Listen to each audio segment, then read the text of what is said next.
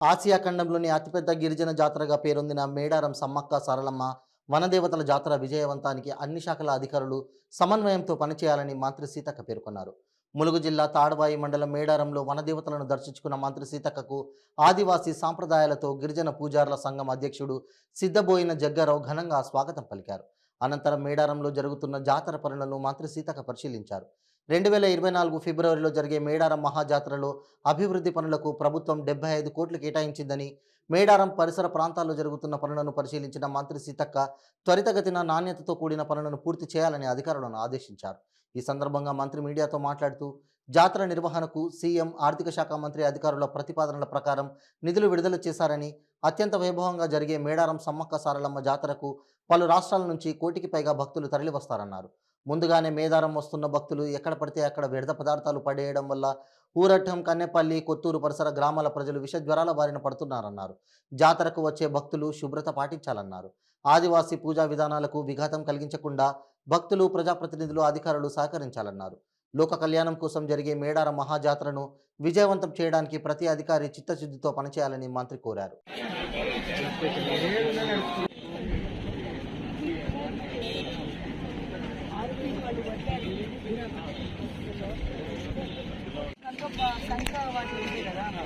కట్టలు వచ్చే వాళ్ళకు ఒక చెట్టుకు అక్కడ ఏదైనా దాన్ని కట్టి ఆ చెత్తను పడేసేటట్టుగా ఎక్కడ పడితే అక్కడ పెడితే మీకు కూడా బాగా పని అవుతుంది కదా.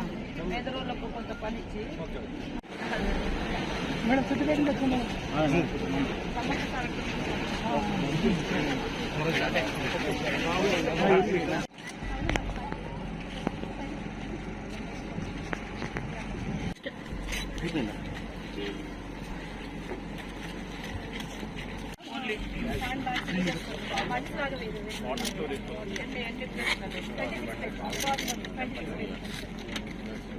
పర్మనెంట్ సొల్యూషన్ ఏమైనా ఉంటే బాగుంటుంది.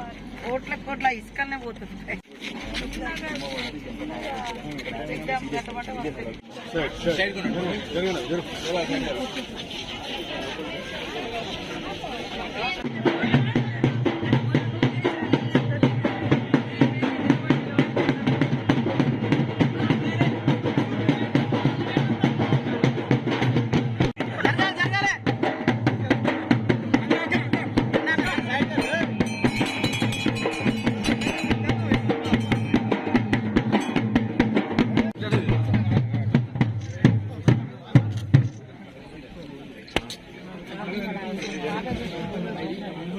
అది నేను మన చెప్పింది దగ్గర కొంచెము ఇట్లనే ఉంటుంది. ఇంత అక్కడ కాలు పోకుండా బాగుంటుంది.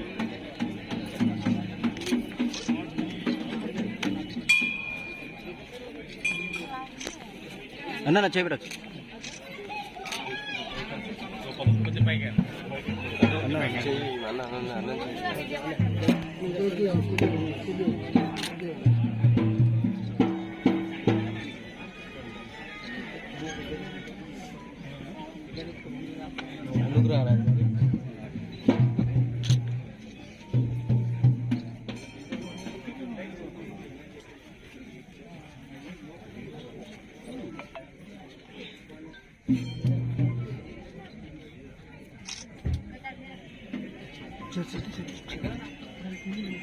సత్త ముందు పెట్టే ప్రవీణ్.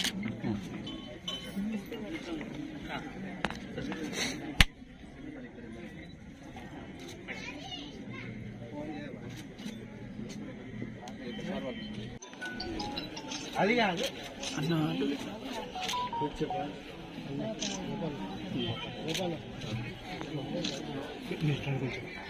అవుపడతారు మళ్ళీ అలా పెట్టు.